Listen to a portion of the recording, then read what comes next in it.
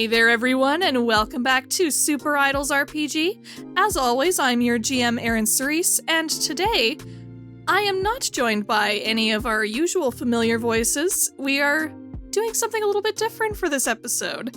It's a bit of an interlude between arcs. It's a prologue to Arc 2, if you will. And this prologue features a brand new character played by a brand new player to our campaign. You may know her from Total Party Chill's Under the Table or Roll of Lore's In Too Deep. It's Liv! Welcome aboard, Liv! Hello. Yay. Oh man, I'm so excited. I'm so happy. This is something I've been wanting, manifesting, if you will. So this is oh my god, this is so dope. So beyond excited. Yes.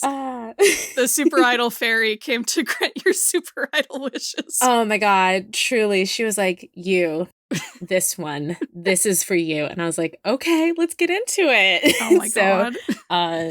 Yeah, I love music. I love idols. I am also a big fan of K-pop idols like T.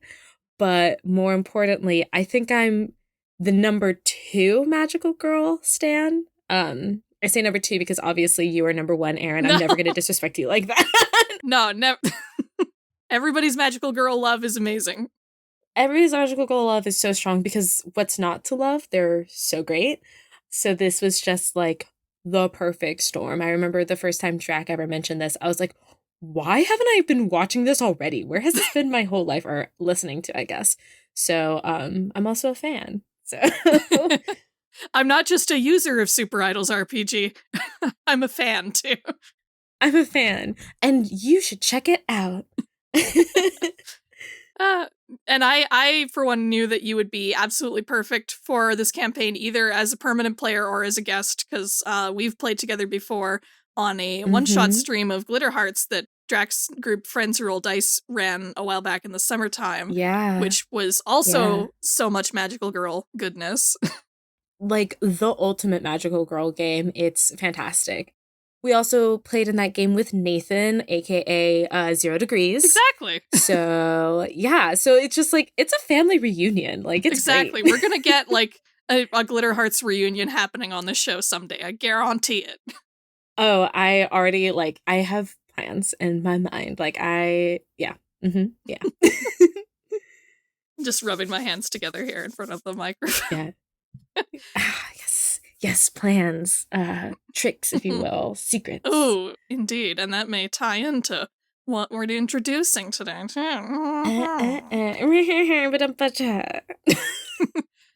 And speaking of jumping into things, we are actually jumping back in time just a little bit for this episode. We are winding back the clock to earlier in the day on the same Saturday that RhythMixx had their gig at the Stormlight. As that morning dawns, as the members of the Idol Club are fretting over their upcoming meeting with Tyra in the morning, elsewhere in the Fort McNally area, we find ourselves at a modest-looking but fairly big house, and we hear in it the sizzle of sausage and eggs in the kitchen, the delicious smells of breakfast wafting all through the house, and in one of the bedrooms of this big ol' house, just rousing from her slumber, we find... My name is Liv, she, they pronouns, and I'll be playing Lucia Moore, a grade 10 student at Fort McNally High School. Lucia is of Black and Latina descent with a medium dark skin tone and black natural curly hair that she wears slicked back into 2 buns. She's rather on the short side, a small build, her eyes are a very dark brown, and she has freckles across her nose and cheeks. She tends to wear fairly fashionable clothes, but more like a kid who's good at thrifting and not a kid who's buying designer brand names. Lucia has dealt all of her life with that most debilitating of conditions, middle child syndrome. She's number 3 out of 5 children, and of the 5 of them, she has always felt like she was the only one who wasn't naturally gifted or skilled at their passions in life. Up until recently, she wasn't even sure she had a passion, at least not one that ever stuck anyway. Nothing really ever held her attention or drove her in the same way as her siblings, which has caused her no end of frustration and self-consciousness. But that all started to change within the last couple of years. Lucia has always liked music, thanks to her parents' diverse taste in music filling the home over the years. But it wasn't until she tapped into her dad's old hip-hop and R&B collection that things really clicked. This was it. This was the thing she loved. And this time, she was confident that she could totally make this kind of music herself someday. Lucia's parents were admittedly hesitant when she first started talking about getting into rap and pursuing idolhood. Still, they trusted that their daughter's passion would lead her in the right direction. And sure enough, that passion has led to her mastering rapping and writing lyrics. She'll write verses for songs late into the night, in between classes, any free time she has really, no matter how much her siblings tease her. What's more, her super idol powers have awakened in recent months, and she spent her entire summer vacation perfecting the image of her new idol persona, the dazzling queen of illusions, Trixie. While Lucia loves her family deeply, she feels like she has something to prove to them, that she has found her calling, that she can work hard enough to be just as great as her siblings, if not greater. She may joke around and pretend others' words don't matter to her, but deep down, she knows that the super idol life is something she can't afford to be delinquent in. Yeah, thank you. Oh, that was so good. Just need to get that in. One take. Yeah. 360 no scope. Hell yeah. Ooh, killed it. Damn, practicing on the metro paid off. Yes. Okay. So, yes. So we find Lucia, who is just waking up on Saturday morning. It's maybe 8-ish in the morning, a little bit before then, maybe. How does Lucia wake up? What kind of sleeper is she? Oh, she's like a deep sleeper, and I think she's like one of those people who like tries to start like in a ball, but just spread eagles by the time she wakes up. Clothes askew, hair wild, and she just kind of like sits up and rubs her eyes. She used to be a like person who would totally sleep in late, but since she's gotten really serious about idol training, she knows that she has to wake up at least before 9. She tries for 7, but at least before 9. Yeah, you gotta get all those good like practice sessions and exercise routines in. She's trying dancing. It's like she has rhythm, not her forte, but you know, she knows she has to stretch in the morning. She's doing her best. Oh, and of course, like vocal training and everything. Yeah. Stretch in the morning, vocal training. No, mama, I don't want milk. No, thank you. Like, she's focused. Occasionally, you might hear like the hilt of a broom tapping on the floor underneath you, like, hey, keep it down up there. Oh, yeah, totally. When she's like getting a little bit too into it, doing like the jumping choreo, because she's definitely got like the video of the latest big idol group, and she's trying to like practice their dance moves in the mirror. Yeah. Just hear your mom calling, "You're gonna break the rafters up there, don't jump so hard." She definitely sticks her like head out. I'll fix them! And just goes back. You better, I'll charge you for the repair bill. Okay, Mom, I'll stop. And like, stopped her beats. You can hear her laughing. It's not like she's actually mad at you. No. But yeah, so she wakes up, kind of like rubs the sleep out of her eyes, takes a deep breath, sits there for a second, and then gets up. Yes, and you can smell all of the breakfast wafting into your room. It smells amazing. Mm-hmm. Yeah, I think she like, you know, like throws, like gets herself at least a little bit together. She's still in her pajamas, but, you know, a little bit together. And definitely rushes out, jumps down the last few stairs, whatever it takes to get to the table as soon as possible. Yeah, and you can hear, like, feet running behind you as well as your siblings are trying to catch up. Mm-hmm. You've started to wake up even earlier than them, and they've taken notice. Yes. And I think, like, the second she hears footsteps, I think there's, like, a pantry door. I think she, like, throws it open behind her so it blocks the hallway. You get the, like, anime, like, running into the flat surface, and then, like, the door pulls back, and they're, like, flat in a, like, pose, like, where they stopped. I think she just, like, throws a little peace sign over her shoulder, keeps running, slides into the kitchen. I'm gonna say that's your younger brother, Anthony, Tony, that you caught there with the door. Mm-hmm. Move faster, Tony. Come on, let's go. Mom's not gonna wait. You got my nose that time. Oh my god. And he runs after you. Yeah, she's giggling. She's very proud of that one. Yeah, and then like flops down in her seat. To your consternation, your older brother, the eldest brother, Mateo, actually is already at the table because he has already been awake since like 5 a.m. She just rolls her eyes. He gives you like a light wave. He's got like a book open at the table with him. He's very, very studious. She sees that and then pulls out her phone and starts like typing in her notes. And I think like she's kind of humming like a little melody, you know, low enough that it's casual, but loud enough that he could definitely hear it as she's like typing her latest idea in her phone notes. And you can see a wry grin over the top of the book that he's reading. It's like, what you got there, little sis? Just some new idea. What are you working on? Just the, like, millionth chapter in a row on the medulla oblongata, just all that, like, dense medical stuff. You wouldn't be interested, I feel like. No, it sounds pretty boring. That really sucks for you. And she just, like, goes back to typing, like, mentally thinking, like, what the heck is a medulla oblongata? Like, she pulls up Google to try to figure it out, but, like, as subtly as possible. Yeah. He kind of gives you a little bit of a chuckle. He says, sorry, I might be a bit of a zombie this morning. I didn't sleep much last night. I've been up pretty early. I know that's broken record at this point, but you know how stuff goes.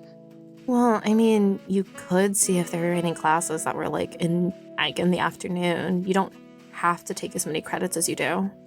That's the thing, though, that they need all of these credits in order to get to where I want to be, where I want to work. Insert specific medical courses that definitely Eryn has researched before this. All these, like, extensive pre-med courses. And I think it's, like, he's going on, like, Lucia's eyes are just glazing over, because, like, we've been through this before. I don't need to bore you with the boring details that are conveniently too complicated to come up with on the spot. But yeah, I think she just like kind of rolls her eyes and just like, yeah, it sounds really hard, Teo. It sounds like you're really going through it. Yeah, it doesn't help that like Delia was messaging me again last night. Like I know like she's worried about her brother. Like I think I told you like Delia's brother went missing recently, right? Like what's his name? Drew, I think. I think you've mentioned that. He was like oh my god, what fort is it again? Yeah, like, I don't know, Fort McKinley or something like that. I don't know, some other school in the area. I know she's going through a hard time with that right now, but, like, she's been messaging me, like, nonstop all week, and it's just a lot to keep up with on top of everything else. Yeah. It's, like, scary, though, that he just, like, went missing. Yeah. And he didn't run away or anything? I don't know. I don't know. To be honest, he seems like the sort who might have. That's kind of what I'm thinking it might have been, but I don't want to say that to her. Yeah, no, you definitely shouldn't say that to her. That's rude. He hangs out with like like a rock golem girl or something like that. I don't know. Like he's in with a weird crowd, is what I'm saying. Rock golem. I think there's a girl like that at my school. Is he? Oh wait, is there? Yeah, like really, really tall, like legit built like a brick wall, which is like even a little bit more ironic because she's literally made of rock. But I think I've seen her around. I don't think she's in my grade though. Yeah, well, if you see her around, maybe like ask if she knows like where Drew is or something, because like tell her his sister is worried to shit. All right. Okay, yeah, I guess I can do that for you. All right. Anyway, I'm done complaining at you. I promise. I'll let you enjoy your breakfast and your song. Thanks. And she just like goes back to typing. Yeah.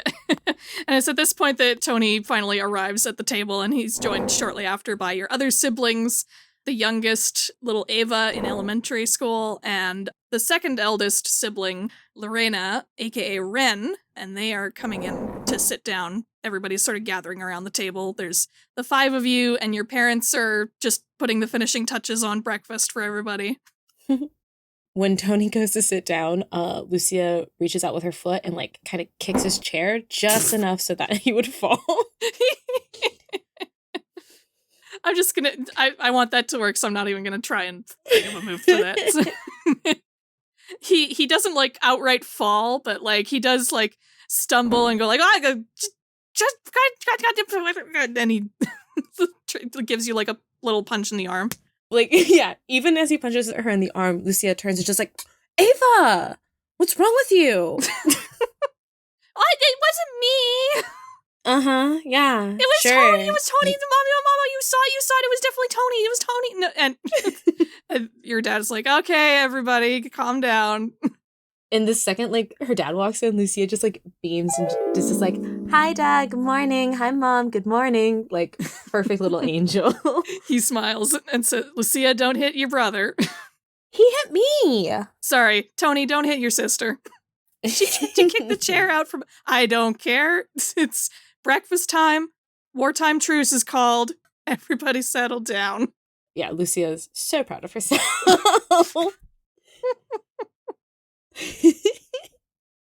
So this rambunctious bunch all manages to coalesce around the breakfast table eventually without tearing each other apart, although not that they really would. It's all in good fun. No. True. At least for Lucia, most of the time. Yes. She can dish it. Can she take it? We'll see. We'll see how she rolls eventually. Yeah. Something tells me there could be like a provoke move at some point during this episode. I definitely think so. But anyway, so everybody sits down, everybody starts to fill up their plates, and you're starting to eat. So are you still basically just on your phone? Are you singing your song still? She definitely started out as just like a weird way to kind of like jab at Mateo, but I think towards the end of it, she actually had kind of like figured out like a cool rhyme that she was like really into and was like finishing it up, but she has been yelled at a couple of times before about no music at the table, so she puts her phone down for now. She already got away with one trick, so. She got a couple in this morning. I think she'll probably be pretty satisfied with that. Yeah, definitely. Next to you, Ren yawns and shovels some sausage into their mouth, and they look over to you and like, so you got like a thing later today, right? Like that concert thing?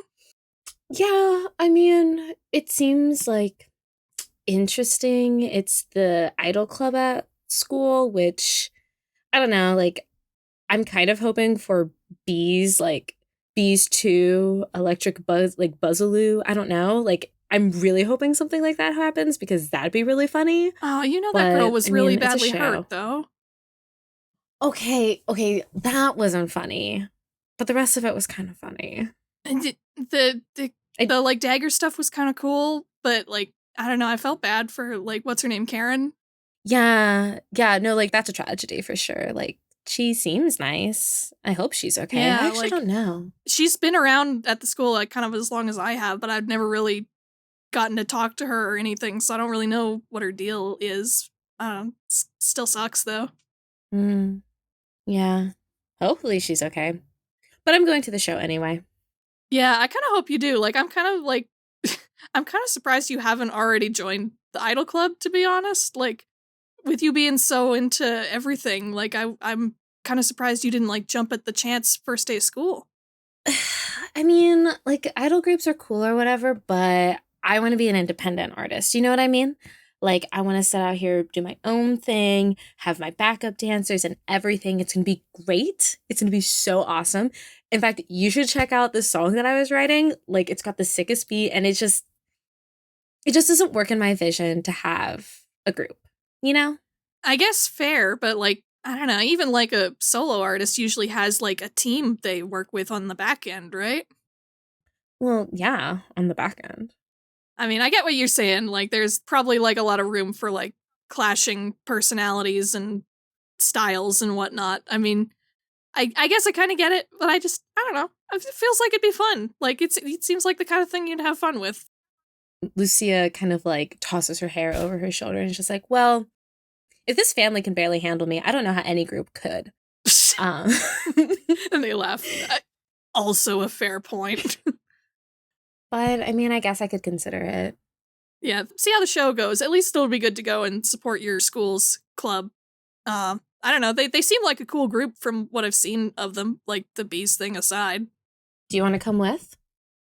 Maybe. I don't know. I did promise I'd go see a friend later. Like, we were gonna go have, like, an art jam or something. Lucia tries so hard not to roll her eyes. And just like, yeah, okay, Ren, sure. Aw. They give a little, like, pout, like a very exaggerated pout, like, oh, come on. What? I'm really looking forward to this. We're gonna get, like, a big canvas out. We're gonna, like, splash some paint everywhere. It's gonna be great. Okay, Picasso. Okay, Banksy, we get it. But she just kind of cracks a smile and just like, but like, make one of those little time-lapse videos and send it to me, I guess. Not a bad idea. I'll see if somebody has got like a tripod we can set up or something. Yeah. Might be good to actually get your art out there. Oh God, I'm so bad with the social media stuff. Like, you got to get me on that at some point. Like, I know the places to go. I just posting consistency, branding, hashtag. What is it all? Lucia just like shakes her head and she's like, I don't know what you would do without me. Like, honestly. What would any of us do without you, Luce? What would any of us do? That is true. Tony shoots you a glare from across the table. I think she just like has just the biggest little proud grin, like chin up. It probably like winks at Tony because I guess that's her victim of the day. You can see Ava like tittering to herself, like. I love this family already. Anyway. But yeah, I hope you have fun, though. Definitely tell me how it was. Maybe I'll make it to the next one they do. Yeah, definitely. I mean, there's always something cool going on at the Starlight, so we could go. I could like actually introduce you to some good music for once. It'll be a good time. Hey, now excuse me. I'll have you know I'm turning into Foghorn Leghorn all of a sudden. But I take offense to that remark. Lucia's just shaking her head because in her eyes, no matter what, the only people in the house that have good taste in music are her and her parents. Everybody else is garbage. And yes, that includes Ava, who probably listens to Kids Bop. I don't know, but yeah, what do kids even listen to nowadays? Whatever, it doesn't matter. She could be listening to Beethoven and Lucia's over here like trash. And I imagine that Ren is like a very artsy type, so they probably are listening to like a lot of like weird experimental music from Bandcamp or whatever. Oh, 100%. Like, Ren doesn't look out anywhere outside of like weird SoundCloud beats that have like really long names that are just more sentences than titles. 100%. Like, Ren, you could stand to have something with a beat for once, God. Honestly. And like the weird like vocalization screaming that's playing underneath the instruments is not a beat. It's just not a beat. Oh, it's so affecting though. If you're listening to it like in the dark and like staring at the ceiling and like everything is just like swirling around in your head, you really like feel what the artist is trying to get at, you know? I swear, my mom must have accidentally replaced her lullabies with scraping chalkboard sounds as a baby. Your mom, Gabriella, puts a finger to her lips and was like, I don't know if there was that one time, did I leave like a noise track on in the baby room? She's like, almost like she's sincerely trying to remember. To be fair, she's had a lot of kids, so like, you know. Was that Teo's pregnancy or Ren's? See? And Teo like kind of gives her like a horrified look. Well, it's probably not Teo since he's, so smart and he has to rub it in everybody's face. So it probably wasn't Teo. But I'm not. We don't know. Science has yet to figure it out. He protests like, I'm not smart. I just spend a lot of time on things. It's just in the last couple of years you've started to figure that out, Luce.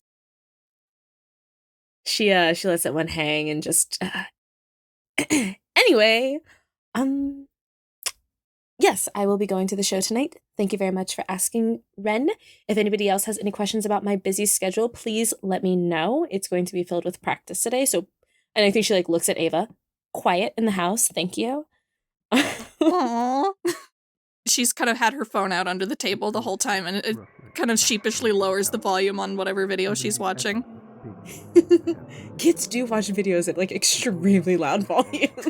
They do. She's watching like one of those like kids like dinosaur programs. She's totally in like a dinosaur phase right now. Oh my god, I love her. But yeah, I think if that's it, Lucia like gets up probably because she's kind of a good kid, at least to the people that she cares about. So I think she like gets up, grabs her plate, grabs anything that's like empty from her parents, and takes it to the kitchen. But nobody else. As you leave, you catch Teo giving you kind of a apologetic look, like he didn't mean for that remark to come across that harshly, but he doesn't know how to say that. Are his like books still spread out? Yeah, like, well, not as much since now he's also got breakfast in front of him, but he's still got like a book out. Mm-hmm. As she passes by, I think Lucia like squeezes his shoulder to kind of like a it's okay. Aww. But pulls out like a couple of his bookmarks from his textbook as she passes by. Yeah, you see the like smile come up on his face, and until he realizes, he looks down and is like, hey. But by that time, you're already out of the room. Yeah. How do you think you're going to spend your day generally after this breakfast? It's Saturday. The world is your oyster. What does Lucia do on a Saturday?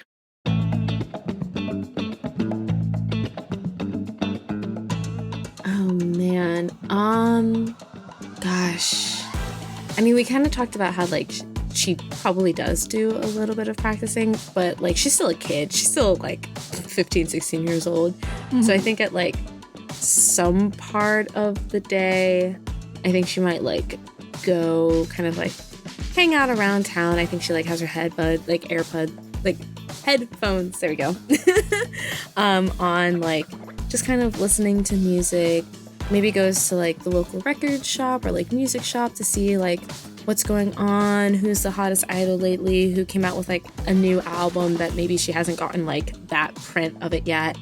See what's going on around town, because it's cadence, so there's always something hot going on with idols. Oh, for sure. You drop in, they're playing like the latest Starry Night Sky stuff on like a monitor or something as you walk in. There are flyers up for acts like the Bomb Bomb Bros, and their posters have like clues about where to find their next secret shows on them. Oh, is there any 0 Degrees like merch or anything around? Ooh, yes, definitely. There's like a clothing section, and like there are those synthwave sweaters that 0 Degrees has in his merch line. I think she like kind of double takes at that, because like she's heard of 0 Degrees, he's cool or whatever, he's not like big out there, but I think she like double takes it and is like, well, cut that up a little bit, cut the top off, that'd be a pretty cool outfit. And so she grabs a sweatshirt. Yeah, plus it's fall, it's getting to be like sweater weather. Yeah, exactly. It looks like I imagine like those cups from the 80s, like the teal and purple, like that kind of vibe. So yes. I know you know exactly what I'm talking about. But like I see. So I think she's like, okay, yeah, like this, like baggy jeans, cool shoes, this is gonna be a killer fit. Absolutely. Yes. So she gets that. I think she like takes a picture of like the next Bomb Bomb Bros show, like little clues so she can decipher it later. I think she tries to be low key about it. Like she's not gonna walk around with like somebody's like Starry Night Sky's face on a sweatshirt. But just she definitely more tasteful like stuff. Yeah, you know. Like if you know what you're looking for, you'll see a mark of a band or a person like somewhere, but it's not like in your face. Yeah, exactly. She has like a tasteful jean jacket that like has buttons and pins and stuff. So she's kind of cultivating those items because they can never know how big of a fan she actually is. Oh no! Oh my god. I just want the best for her, I think. She's figuring it out. She's 15, 16 years old. She's figuring it out. She's figuring out how to balance genuine enthusiasm with doesn't care about anything. Yeah, exactly. Because caring about things is for losers. Caring about things is gross and it gives you acne, and we're not doing that here. Yeah, no, she's the coolest kid in town by her own standards. Of course. But yeah, I think it's just kind of like that, like a little treat herself day, which I think is her Saturday routine. Nice. Do you think she meets up with any friends, or is she like, this is more of a just for her kind of day? Oh, I hadn't thought about like friends that she had. I think she might like meet up with friends for, I don't know, like coffee or something. Cadence has to have like some music-themed boba shop, so whatever that is. Ooh. Like, you know what I mean? Like, it seems like that kind of a town that has like hip little restaurants. So she probably meets up with some friends. Dang it. I was trying to think, like, we had just mentioned the Bomb Bomb Bros, and I feel like that should lend itself to a boba pun, but I can't think of a good one. I mean, I guess simply just Bum Bum Boba. Maybe. Or at least, like, maybe not the shop, but that's definitely a drink that they have, and it's all like orange and mango and something in there to make it kind of red and like lychee boba that pops. Yeah. Not me thinking of branding. That sounds so delicious though. Oh my goodness. It's been too long since I last had boba. I do indulge sometimes. But awesome. That sounds like a lovely little day out. And I guess you would probably eventually find yourself heading back home for the day after a nice day to yourself and then with your friends over lunchtime. Sounds like you're feeling pretty good about yourself, and maybe you'll just get to spend like a little bit more time at home with your practice and whatnot before you head out for the show later in the evening. Yeah, definitely like pop in, check in on like the siblings and stuff, because Ren's gone for the day, it sounds like, but you know. Yeah, Ren went to their paint night. Teo is now gone back out to the college campus to do more work out there because, of course. Tony, I think, is probably glued to like his Xbox or something at this point. Same. And Ava is otherwise engaged. She's got all of her little like dinosaur toys out and is arranging like a little scene, so she's very into that. I don't think Lucia is so mean that she would like knock them over. I think she like looked in, saw, considered, and then was like, I'll get her next time. Like something else. And just like heads up. Probably like grab some cool music from dad or something, go practice, have a good time. Focus on her idol stuff, because we got to get this down. We have to get this on lock. She's not quite sure what she's supposed to be doing. She does not have a management team, but she's going to figure it out. There are more than enough IdolTube tutorials out there that she has to figure it out eventually. That's the logic. She has an extensive subscription list to different idol tubes, like different like how-tos. She has like playlists dedicated to like, these are my vocal warm-ups. These are like how to write beats and stuff like that. She's extensive. I don't think she's very good at writing beats. That's the one that she's like, I'm gonna figure that out one day. This whole music thing, I'm gonna figure it out one day later. But she got the words down. That's important. Yeah, she got the words down, which I think was kind of like a surprising thing.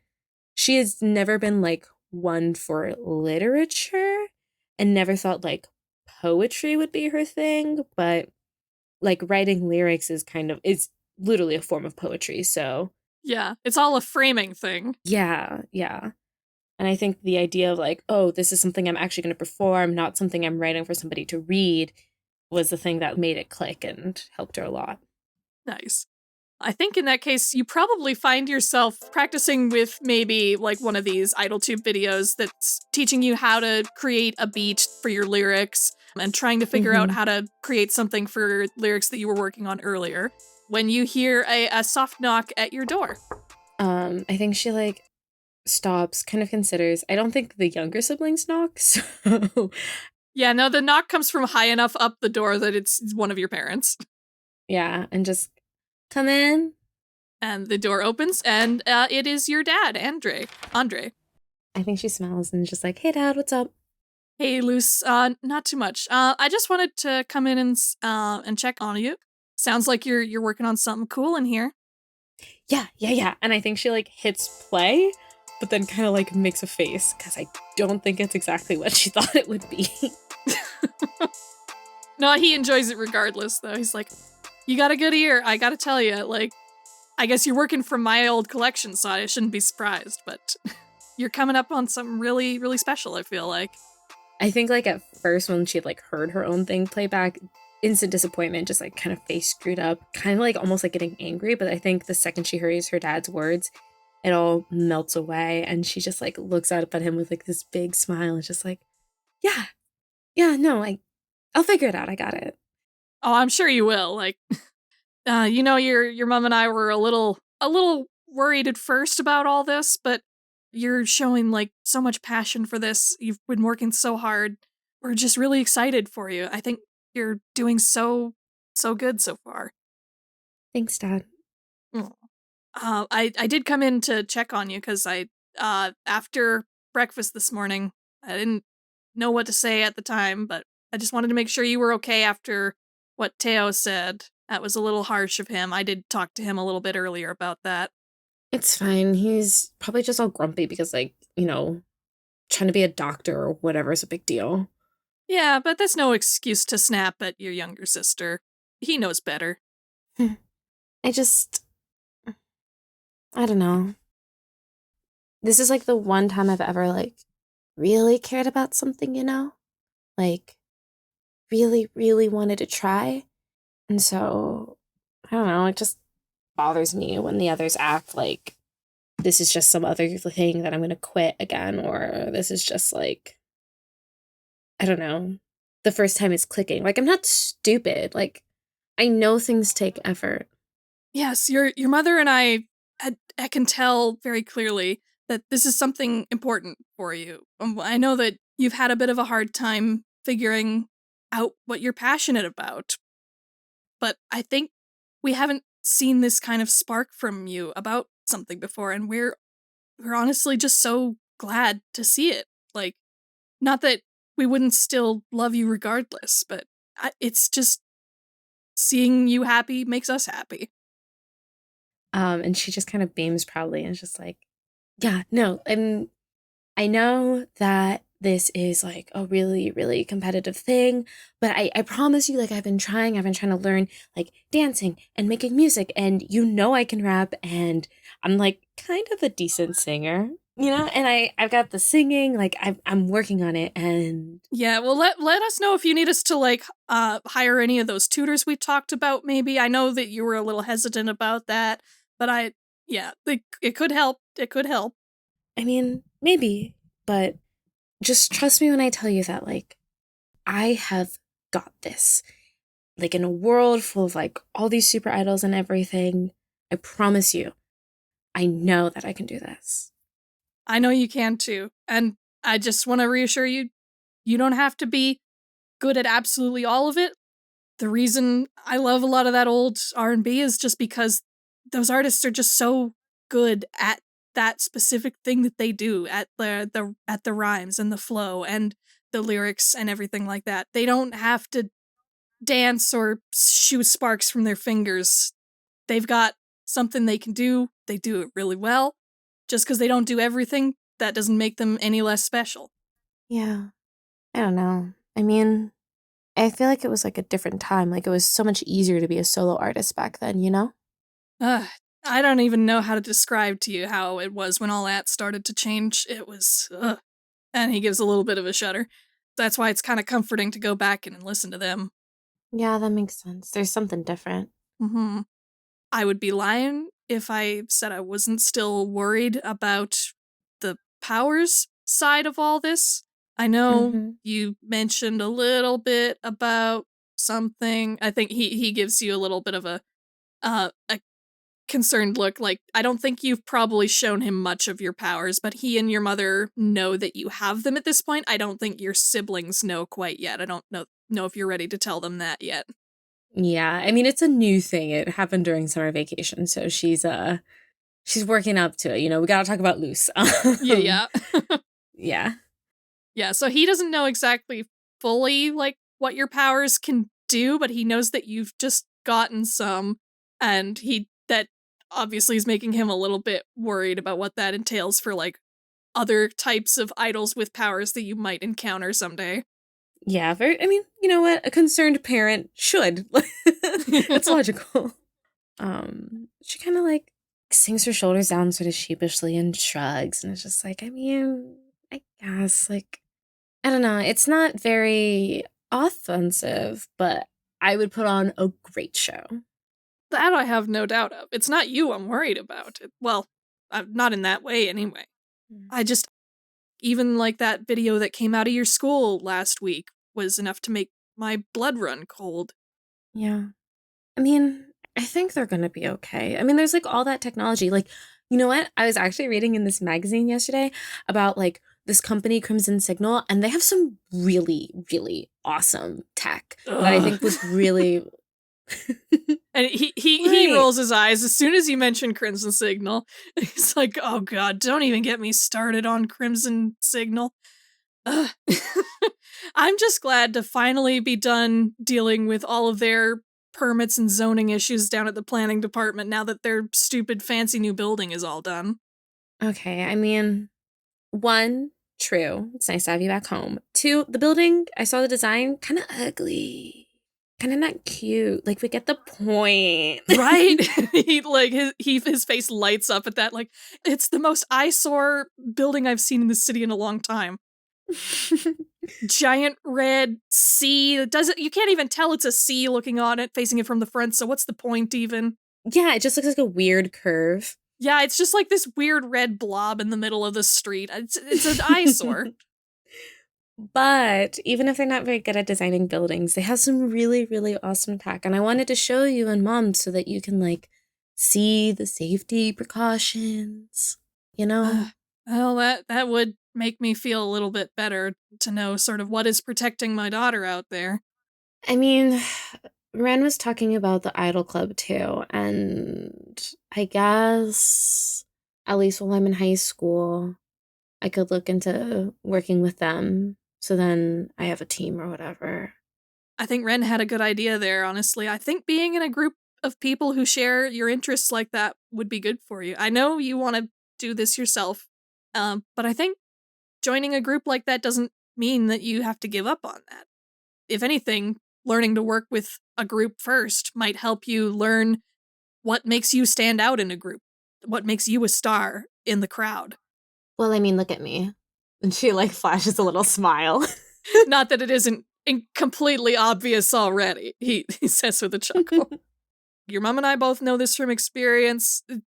Learning to work with others is an invaluable skill. It's helped us both throughout our careers, throughout our lives. Don't underestimate the value of learning to play well with others. Fine, I'll go to the show and I will see if they can keep up with me. You know, I wonder if I should go with you. I am curious to know kind of what precautions are in place for this kind of thing. He raises an eyebrow. Would it be too uncool for your old man to go to a rock concert with you? See, on one hand, yes, absolutely. But on the other hand, I mean, I guess it would be good. And, like, you do have good taste in music, so you could see if they're even worth my time. And you could get a ride home afterwards. You wouldn't have to take the bus home at night. That is so true. You are, God, your mind. Okay, you're going. Well, certainly, I'm looking forward to it. I'm curious to see what these kids from your school can do, too, and if they've learned anything from the incident on Saturday. I hope so. And you catch a look in his eye that he might also be interested in going just to, like, possibly protect you if something goes wrong. Oh, Dad. She just kind of gives him a smile and is just like, okay, so 7:00 tonight at the Stormlight. Be ready. Do not dress like a dad. And we're good. I'll be sure to wear only my finest polo shirt. Oh my God. Big hearty laugh from you. I love him so much. Before we end this scene, I just want to actually sneak this in as well, tying into some of Andre's words to you about playing well with others. because I have to sneak these into every solo session I do, apparently. He's going to try and shift your labels. Okay. He's trying to shift your mundane up and your danger down. Mundane up and danger down. I mean... He wants to increase the stat that would be good for interacting with other people. That's true, that makes sense. Yeah, like I love my dad or whatever. I'll let him. Aw, okay. Yeah. So mundane 2, danger -1. All right. Oof. Well, certainly you can't be that dangerous if you're literally going to a show with your dad. That's so true. In his polos, Yes. like no danger whatsoever. I will shift my labels, 2 mundane, -1 danger. And yeah, I think she like turns back to kind of whatever she was working on. But I definitely think like she has a little smile at the idea of like going and showing her dad this side of what the music industry is now, her place in it, what she wants to do. Because I do think her parents are a little bit more old school, which is awesome and she appreciates that, but she's very excited to show this part of her world. Yeah, and I think he's very excited for seeing this as well, honestly. Oh, yeah.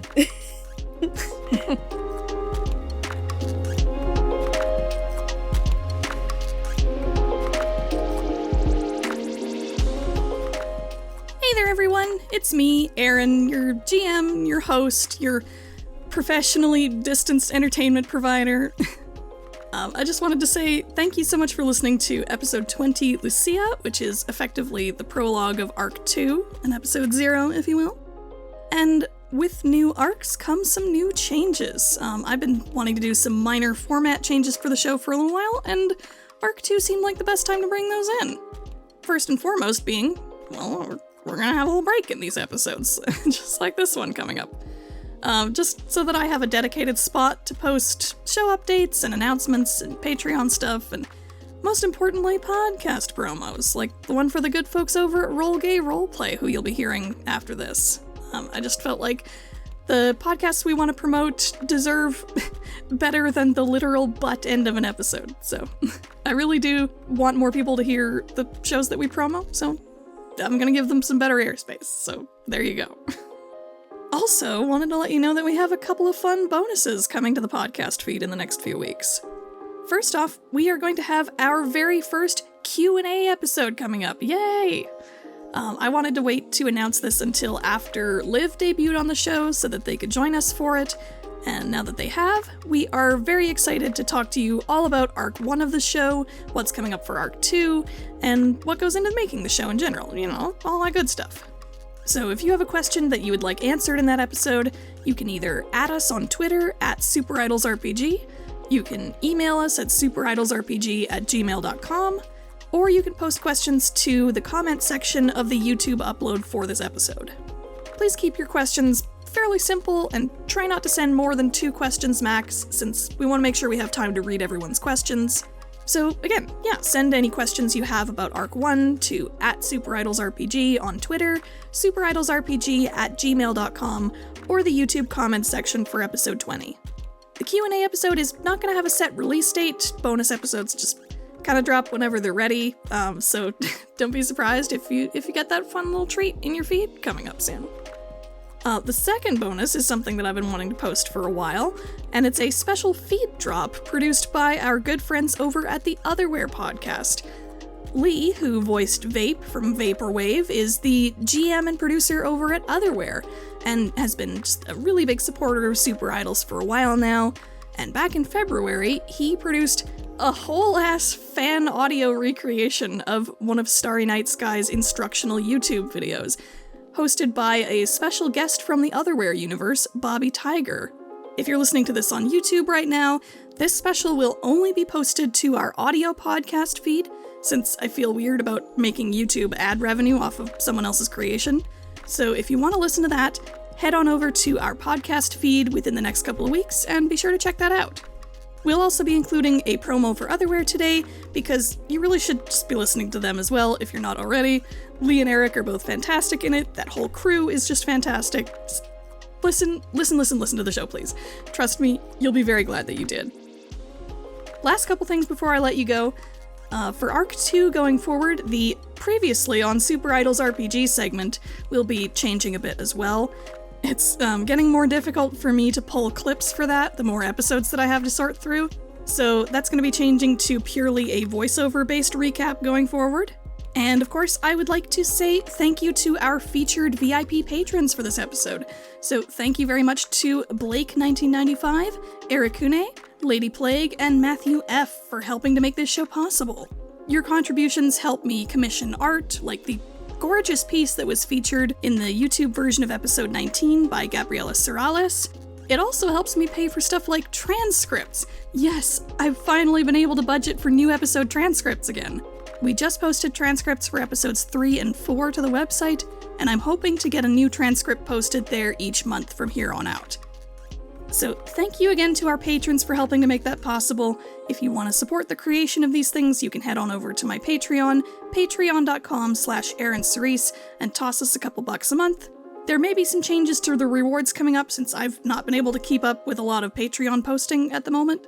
But regardless, you'll still get access to a whole backlog of some exclusive bonus content in there, like before and after session talk for certain episodes, uncut episodes that show what our sessions are like before editing and sound design goes into them, and also our session zeros for each arc, which includes a brand new session 0 that we recorded when Liv joined our cast. So that should be available on the Patreon now if you're listening to this right now, so go give it a listen if you're interested in hearing that. Oh, excuse me, my voice is starting to give out. I'm kind of recovering a bit from a minor surgery this week, so I've been in bed for a lot of this week. You can tell in my voice. But that's probably a good a sign as any that this break has gone on for far too long. Hopefully future ones will be a bit shorter than this. I'm sure you'd like to get back to the episode and see how things go for Lucia and her dad, so enjoy the promos and enjoy the rest of the episode.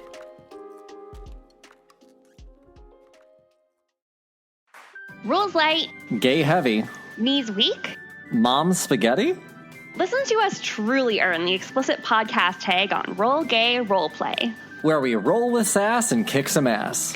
Our dysfunctional party isn't afraid to get our hands dirty. Feel free to interpret that however you want. So if violence is on your gay agenda, Come join our campaign at Roll Gay Roleplay.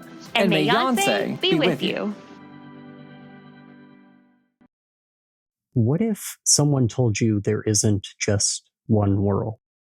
What if they told you that your reality isn't the only one? What if they said that there are infinite realities? Infinite Earths. Infinite versions of yourself. Oh, it's a little bit different. What if they gave you the chance to explore them all? Welcome to Otherware. Otherware is a monthly Masks, a New Generation actual play podcast. Learn more on Twitter at OtherwarePod or at otherware.lawofnames.com.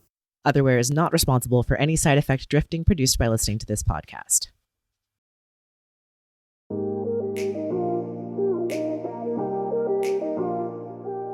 So the both of you get ready in only your finest finest of outfits. He lied about the polo, so he does go in like, not like a full-on dad shirt, but in just like a nice like dress shirt that wouldn't like super out of place. Yeah, totally. She definitely throws on the new 0 Degree sweatshirt that she had on that I do think she kind of like cut the neck off of to like make it hang, kind of aged it a little bit. She apparently cares a lot about aesthetics, but that makes sense. Yeah, well, you know that something with all those synth like neon colors is gonna look so good under all the like flashing lights and neon at the Stormlight. Yeah, totally. Like, does some like bright makeup. She is ready to go. Your dad coordinates with your mom to make sure that she can get Eva into bed on time and like handle the rest of the kids and whatnot as the two of you head out. I think you have a quick dinner before you leave. It's probably somewhat along the same lines as earlier, except Teo and Ren aren't there. It's not terribly remarkable, I think. Yeah, I think before she leaves, though, she like ruffles both Tony and Ava's hair. Doesn't say anything, doesn't pick on them, just ruffles their hair and leaves. And Tony gives you like he's trying to give you a sour look, but it's hard to hide that he like actually appreciates it. She's picked on him enough today, there can be peace. Yeah. He goes back to his fortnights or whatever it is. Yeah, whatever kids do. I don't know. The Call of Duties. The duties of call. I have no idea. Master Chief and all his friends. Master Chief and all of his friends. All I do is play Hades and Animal Crossing. So I think he does too, honestly. He just tries not to let anyone catch him. This family of just like, I have to be the coolest person in the room. But yeah, I think she goes. I think like she puts on, I don't know, like some playlist that I think is like definitely more throwbacks. It's her peace offering. Her dad's gonna go to this show with her. She's gonna give him some like cool music that he likes. I'm sure, yeah. Yeah, and they're just like jamming in the car. You guys probably both like sing and rap the words along with the songs. It's a good time. Yeah, totally. Yeah. You pull up at the Stormlight. Parking is a nightmare in the Neon District, but you make it there eventually somehow anyway. And I think the closer they're getting like in line, like she is just like bouncing on her toes. Like she tried to play it off earlier, but now that like she's there and she's in the atmosphere, she's like, oh my god, yes. Because I don't know how many like SuperIdols shows she gets to go to. So that's also just like an experience within itself. It's a big event. Oh yeah. And you hear lots of people like chattering around you. You see a few people holding flyers with the RhythMixx name on them and talking about like the video from Saturday and like who are these people even, what's going on. They want to see more of what the deal is, especially since it's on like the main stage all of a sudden. And I think like even she's kind of confused, like main stage, like a high school idol club? Main stage? Okay. And you start to get the sense that, like, as you hear more people, like, talking around you, you catch snippets of the name Sagittaria as well. How up on the beat of Fort MacArthur do you think you are? Fort MacArthur, who? Do not know them. She definitely does, but she does not. She does not see. But I think, like, she's, like, remembering, thinking, like, Sagittaria, like, thinking back to the video, and then puts it together, and I think she kind of like looks at her dad.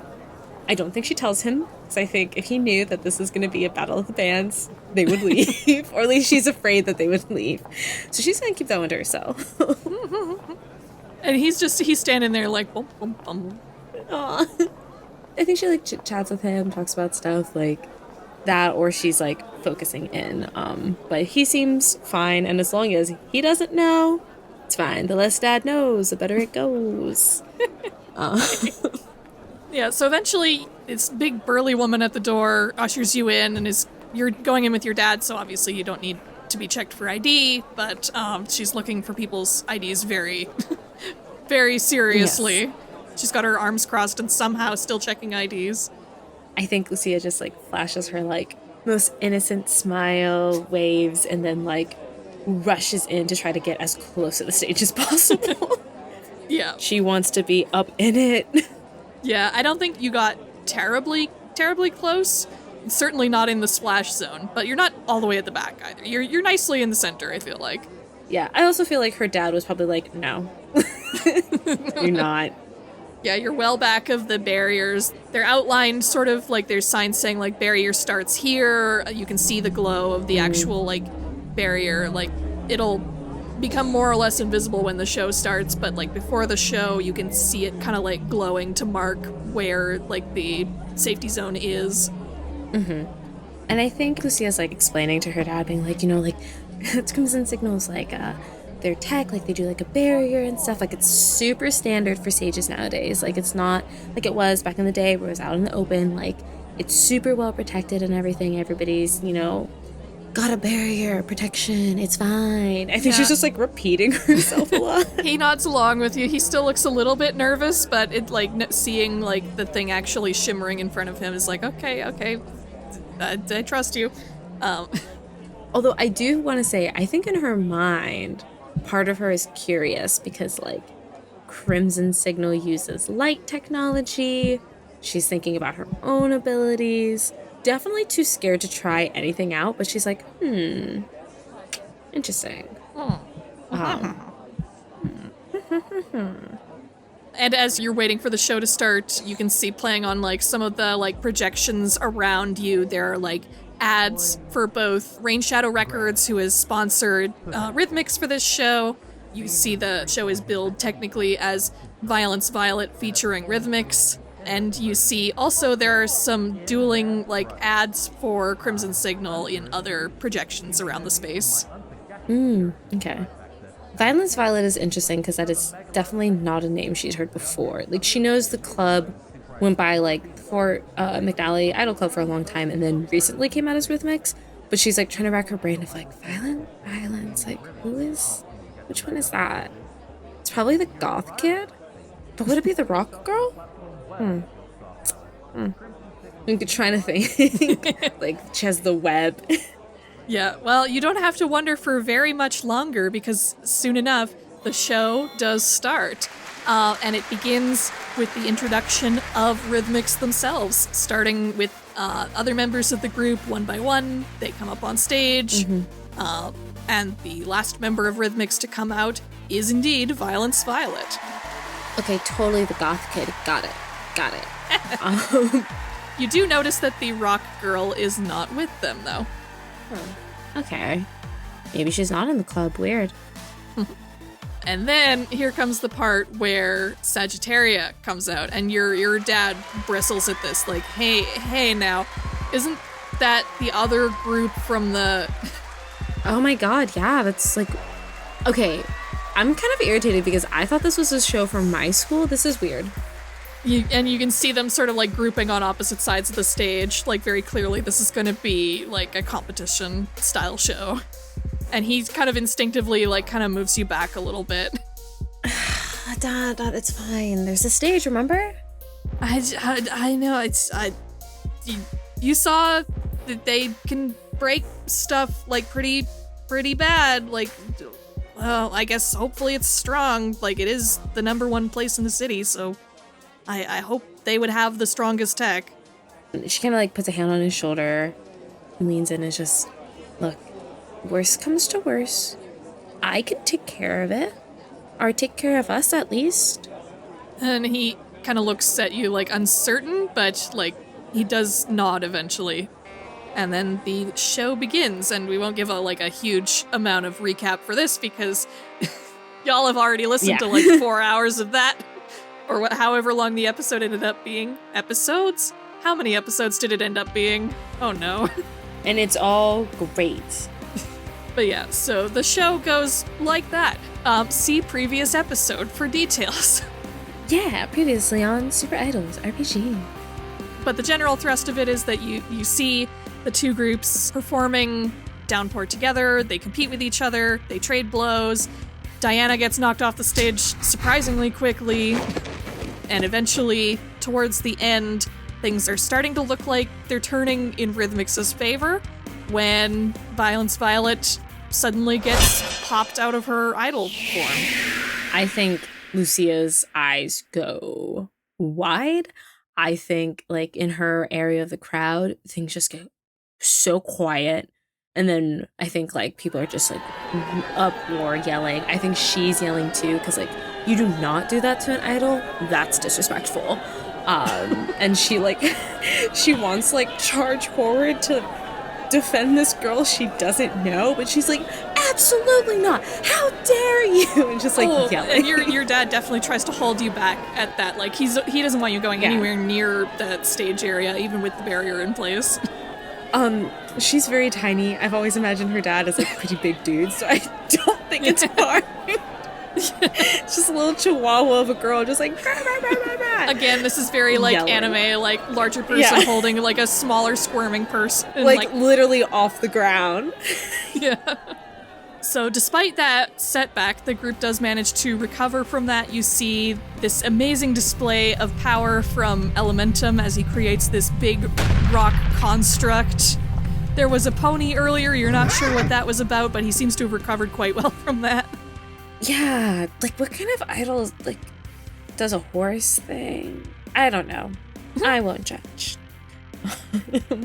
And just as more members of Sagittaria get knocked off stage, and it gets more and more apparent that RhythMixx is going to win this thing, Elementum does indeed make the final move. He uses his rock golem to plow into the last member of Sagittaria, and essentially football tackles her off stage. But because this golem is so big and moving with such speed and force, it sails clean past the landing zone and barrels into the safety barrier, which causes a rippling surge of electricity through it. Like, the whole crowd takes like a big step back, like there's sparks that are flying from the edge of the barrier. Like, it doesn't break, but definitely like there's some like sparks and even like arcs of electricity that threaten to like hit people. Nobody gets hit, but like it's more than you were expecting to happen is the important thing. Yeah, definitely. And I think she stands there just kind of like in shock, like glances at her dad to make sure he's okay. He's not okay. He's horrified that happened. Like, even though the arcs went nowhere near you, the fact that like that it even like that was a possibility is like not okay. I think she just like grabs onto his like arm and his hand, like trying to like, it's okay, everything's okay. No, it's not. Like, they're gonna like kill each other out there if they keep it up like this. Dad, no, they won't. Okay, I promise they won't. That's like why security is here. You also promised that the barrier wouldn't. I know. Please, can we stay and finish the show? Okay, but like let's back up like a good couple of rows, okay? And he starts to pull you like back through the crowd closer to the back of the show. Fine. She goes. Yeah, and from your disappointingly far away view, you do manage to see the group pull everything together and finish the show out. They beat Sagittaria, and they get to finish out the rest of their set, thankfully without incident. Yeah, definitely, because they like close with their own song, right? Yeah? Yeah. They finish out with their own like original song and the big flashy finishing pose at the end with Jaden shooting fire out from his hands up top and like being held by Angie and Queen Bee, and then Violence Violet just in the front with her like energy sword like plunged into the ground, all super badass like. Yeah. I think the whole time they're performing, to Lucia's surprise, she's feeling it. She is absolutely into this song. I think she's kind of like rocking her head, like, yeah, like into it. You know, she grew up around like a bunch of different types of music, and while hip-hop and R&B is like what got her into idolhood, she's into it. Like, Ren definitely had a rock stage. So she's yeah, and not like your against it. Parents even have like a wide and eclectic taste in music. There's been rock, there's even been like a little bit of metal, maybe not around the younger kids, but they do listen to some of it. Some of it when they're at like daycare or elementary school, and like they come home early and mom's just in the kitchen like cleaning dishes, just listening to the like craziest death metal of all time. You can hear it like just like through like headphones she wears as she's like washing dishes or something. Yeah, definitely. Oh man, her mom's so cool. Oh my god, your mom is a metalhead. I just canonized this. My mom is a metalhead. She listens to a lot of different stuff, but she absolutely loves metal. And it's her, like, most black kids grew up listening to Motown, cleaning on Sundays. Now we listen to, like, death metal all day, every day for Sunday cleanup. Yeah, so she is 100% feeling this vibe. Definitely kind of, like, bobbing around, like, listening to it. And I think at one point she, like, looks at her dad, like, yeah. Like, probably not verbalizing it, but like her expression is just like, do you hear this? Like, she's really excited. Yeah, and like now that your dad has had some time to like calm down from what happened earlier, he does have to admit that like these are talented kids when they're not like threatening to like kill his daughter. That's fair. That's a fair parameter. But yeah, no, like between the music and the performances and everything, Lucia is like having a blast, and it feels right in a way. Like, it's super shady that Violence Violet like was forced to detransform, like took that big of a hit, but there's something just so poetic about like coming back from the bottom, you know what I mean? Like Absolutely. So she's into the whole performance. And then it's over. Yeah. The group leaves the stage. Everybody starts milling out. People at the venue start cleaning up on stage, and the evening is winding to a close. The two of you find yourselves out in the chilly fall night air outside of the Stormlight. Lucia is just like vibrating with energy, but I think the very first thing she does is she whips out her phone, pulls out her note on her phone, and just starts typing away. She starts a list that's like RhythMixx club improvement list, and she's just like going down. She's going down and like at first she's just like taking notes of like what did they do, what was great, like everybody's power sets, really cool moments that they had. Like that's her first start, and then she's just getting that down in her mind right now so she can remember, because she's going to be up all night analyzing it and figuring out where she fits in. And your dad breathes out like, well, apart from the part where everybody almost died, I have to admit, that was pretty cool. And that part was just like for a second. You know, that doesn't assuage my worries. I think she just gives, like, once again, her signature, like, big, innocent smile. Just like, it's fine. Doesn't say anything, just trying to smile it all away. And he asks a kind of unexpectedly direct question, I guess. What did you say your powers exactly were again? Well, I can make illusions, I think. Like, I've been trying, I can, like, kind of bend light. Like, sometimes I make it, like, wiggle. But I've been able to do illusions. One time, I actually made myself look like Mateo. So, if I can do that, I can do anything. Nothing like a shield or anything, though, right? Like, something that might help protect you, maybe? I can definitely try it out, but I have also noticed that I can make things happen. Really? Kind of. Let me explain.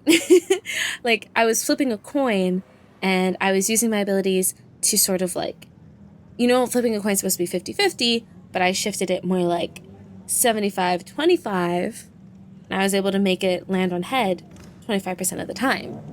You sure you didn't just get, like, a hot streak or something? No, like, I tested it out. I've done a couple of other things that, I don't know if you would have liked, because, you know, some stuff like making Teo stub his toe, or making it like that Ava can't find her favorite toys. I think it's just like...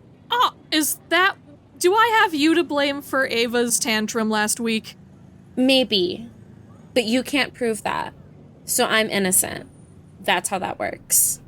Guess it won't hold up in the court of law. Exactly. Mom would throw the court case out, and you know she's the judge. I know, and your mom has a dangerous amount of bias towards her own children. Yeah, that sucks for you. Just can't win in Judge Gabriella's court. No. But to be fair, it's really hard when we're, like, trying to fight it out, too. Because that's when she's unbiased, and it's like, hello? Obviously I'm in the right. Obviously I didn't do anything wrong. I'm an angel. She'll have to make you sign an affidavit in triplicate to prove that. That's fine. I can do that. Now that I have an alter ego, I can get away with things. That does make me worry a little bit. I don't think you should have to get away with things. You're talented enough that you can just do great things. Okay, you're not gonna, like, get me to be a good kid and not use my abilities in performances like that by flattery, but thank you. Well, mostly I just want to hear that you're thinking about ways to make sure that you're safe out there, because that's the thing that I'm still the most worried about. Like, I told you earlier today, things were wild and crazy back when SuperIdols first started popping up everywhere, and a lot of it really wasn't pretty, and I don't want that for you. I promise that I'll be careful. Like I said, this other sort of ability that I'm still kind of figuring out, I think it's just kind of like affecting somebody's luck. And if they try to hit me, well, I guess they're just so unlucky that they miss and hit their, partner. That's something. He nods, trying to reassure both you and himself. That's something. I'll work on it. I practice. Actually, and she gets like a little smile, if I have your permission, I can practice it all the time. What do you need my permission for exactly? Just practicing my luck bending abilities around the house. Not on you and Mom. This is gonna be a provoke someone. Because you're trying to get him to do something. I am. Okay. So I'm gonna roll superior. Okay. It's an 8. Alright. So on a 7 to 9, I get to choose. He's gonna stumble, error, overreact. I'm gonna take the error and you get a critical opportunity. And the error is, he's just like, well, I can't say no to you. Not what I know your mom is gonna back you up to.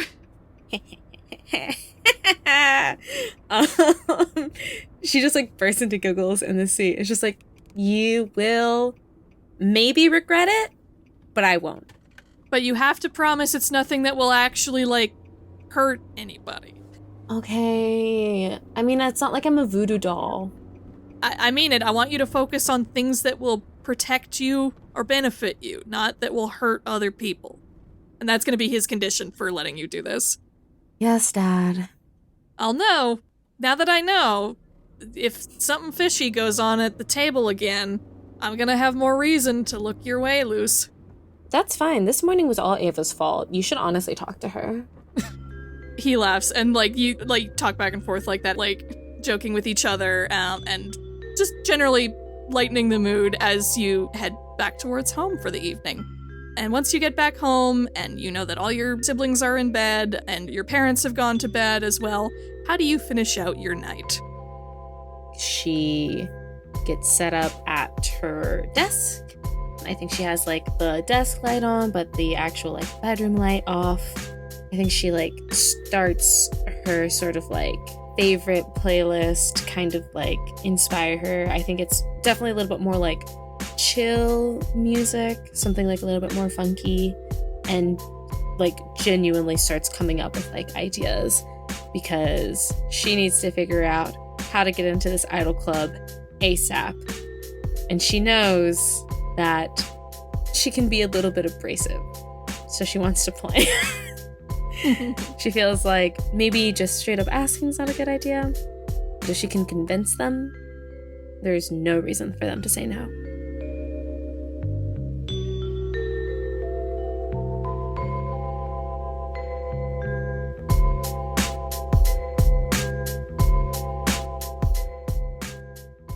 Thank you so much for listening to SuperIdols RPG. And thanks so much to the wonderful cast member of today's episode. Lucia Moore / Trixie was played by Liv Chavez. Dialogue and cleanup editing for this episode was done by Kathleen Childs, whose work can be found on the Sort of Symphonies podcast at peachgardengames.com. GMing, final editing, and mastering was done by myself, ErynCerise. You can find me on Twitter and YouTube at ErynCerise, and you can find more information and art for SuperIdols on our website at superidolsrpg.wordpress.com. This campaign is played using Masks, a new generation, written by Brendan Conway and published by Magpie Games, with custom moves by ErynCerise and Zach P. The opening and Lucia's character theme for this episode was Power by Terry Skills, and the ending was TID, Till I Die, by Terry Skills. All Terry Skills tracks in this episode, including the insert song, Be the Best, are used under a Creative Commons Attribution Share-alike license, and can be found at soundcloud.com/beats by Terry Skills. That's BEATZ-BY-TERRI-SKILLZ. All other incidental music and sound effects for this episode are licensed from Storyblocks.com and freesound.org, with the exception of I Am the Violence, which was written and performed by Street Sorcery for SuperIdols, who can be found at streetsorcery.bandcamp.com. Thank you all for listening, stay well, and goodbye until next time.